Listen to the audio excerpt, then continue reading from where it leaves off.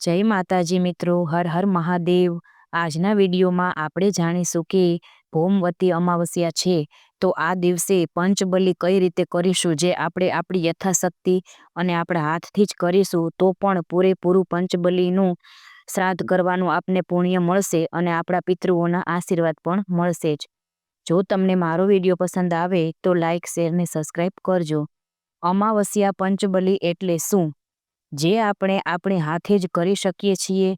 પંચબલી યજ્ઞથી પિતૃઓ ખૂબ જ પ્રસન્ન થાય છે, સાથે આપણા જીવનમાં સુખ, શાંતિ ને સમૃદ્ધિ લાવે છે અને ખરાબ તત્વોને દૂર પણ કરે છે।